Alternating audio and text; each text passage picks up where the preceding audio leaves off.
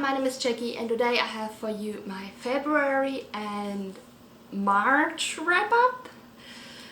So the thing is, I have 9 books to talk about that I all finished in February and then I didn't read anything at all in March. So yeah, but I never actually got to filming a wrap up, so I decided to make it this weird combination of both, but not really because I didn't read anything in March. Whatever, okay? It doesn't really matter that much. Alright, so we're just going to dive right into the books I read. We'll see how good I am at talking about them, considering it's been a while and I haven't taken any notes, as usual. So let's dive right into it. So this is the stack of books I read. So the first book I finished is Scythe by Neil Schusterman.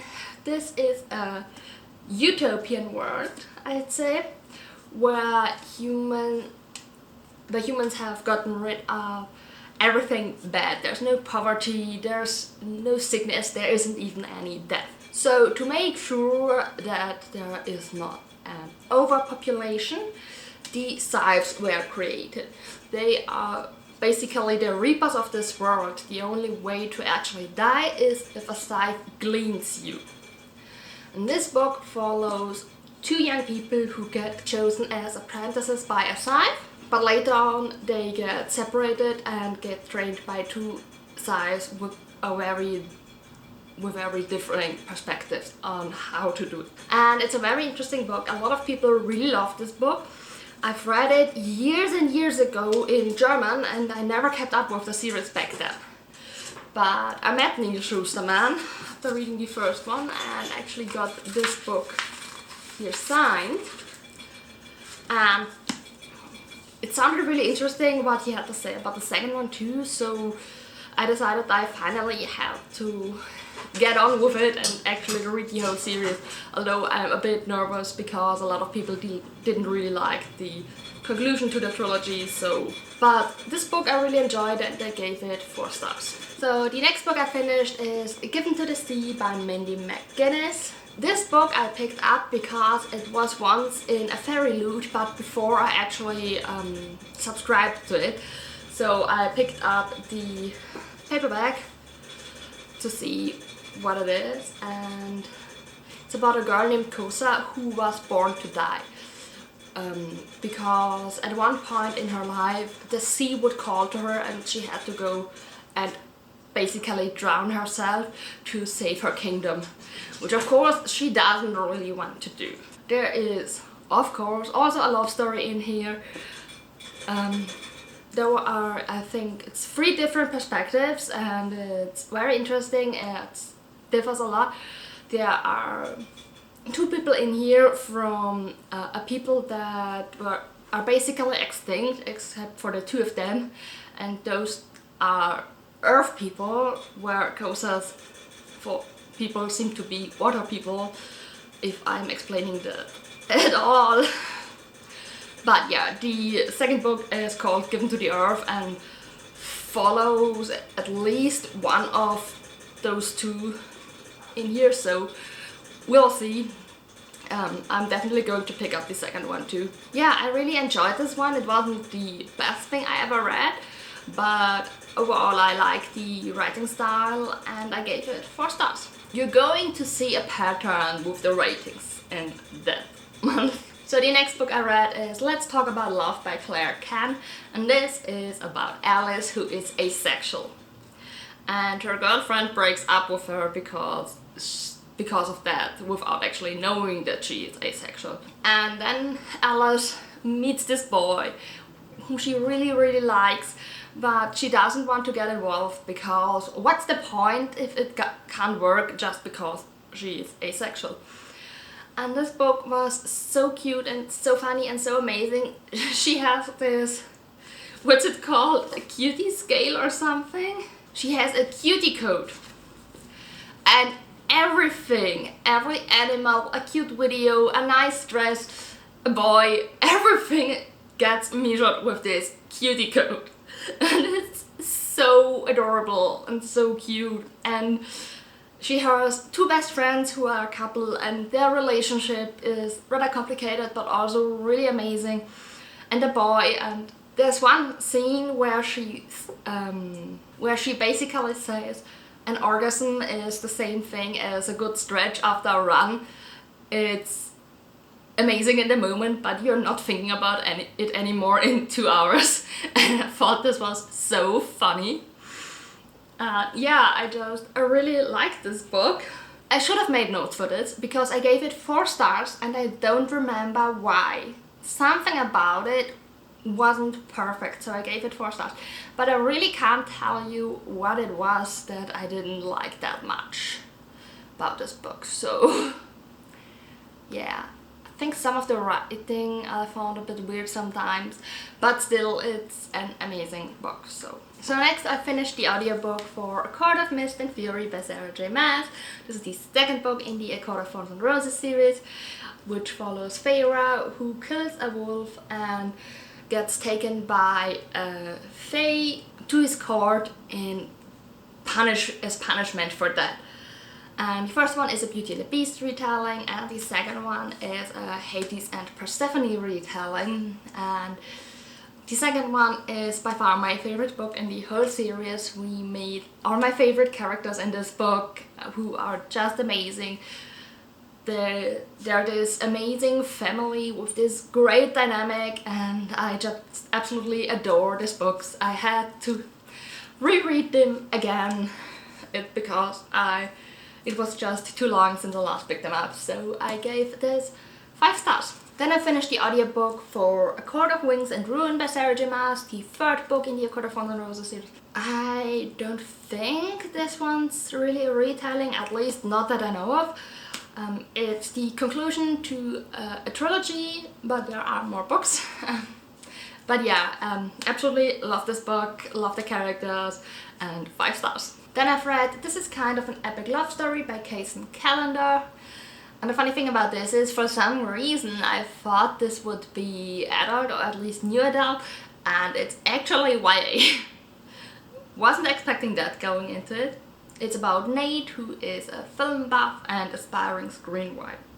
But he doesn't really believe in happy endings in real life because relationships for him never really worked out, including those with his ex-girlfriend, who was his best friend before becoming his girlfriend, and is now once again his best friend, but he's not quite over her, and seeing her in a new relationship isn't really easy. But then his childhood best friend Oliver moves back to town, and everything gets complicated because the last time they saw each other wasn't really that great, and it's really cute and adorable. There are some things in here I'm not entirely happy with, so in the end I gave it 4 stars. And then I listened to the audiobook for A Court of Frost and Starlight by Sarah J Maas. This is the novella and the A Court of Thorns and Roses series set after the first trilogy. It's kind of a Christmas story actually, although there's no Christmas in that word, but winter solstice, which is celebrated actually quite a lot like Christmas. And it talks about the aftermath of the last couple of books. It's the first book where you get different perspectives to Feyre's and Rhysand's. It constantly jumps between all of them, and it also lays the groundwork for the next book in the series. And yeah, I really like this book and I gave it 5 stars. The next book I read on ebook because my pre-ordered copy didn't arrive on the release date and I couldn't wait. And that's Court of Silver Flames by Sarah J Maas. This is the next book in the Court of Thorns and Roses series, but it's kind of a standalone. You probably need the other ones to understand anything at all, but doesn't follow the same characters as the previous books. First off, I don't like this cover. I have one coming in that looks pretty similar to the original covers of the first 4 books, and I'm really excited to get that. But until then, we're having this one. And yeah, this time we follow Nesta and Cassian. Nesta is Feyre's older sister. I don't know what else to tell you without really spoiling you. It's about her coming to terms with the things that happened to her during the first couple of books, and about her relationship with Cassian and also with her family. And it's a book about trauma and dealing with it, basically. It's also a lot of sex. I mean, I said to a couple of people this: if you took out every sex scene, you would take out half the book. It's not that bad, and it's not like the sex scenes are bad, but for all the people who called the series fairy porn from the beginning, this book has a lot more. And I didn't really mind, but it wasn't really that I needed it all the time. That book would have worked perfectly fine without all of that. But yeah, apart from that, I really enjoyed it. I really liked the storyline. I really liked what happened there. I adore Nesta's friends that she makes throughout the book. There are just so many great elements in this book. But overall, I just didn't like it as much as I do the other four, so I gave it 4 stars. And the last book I finished is Echo North by Joanna Ruth Meyer. This is a retelling of, I think, a Russian fairy tale or something, but it also sounds a bit like Beauty and the Beast, because it's about a girl who finds her father hurt in the woods, and there's this wolf who makes a deal with her. He will help her father if she agrees to live with him for 1 year. So she follows him to his home in the woods, and it's this really weird house that's basically alive and not really there, but everywhere and nowhere, and there are all these really weird rooms.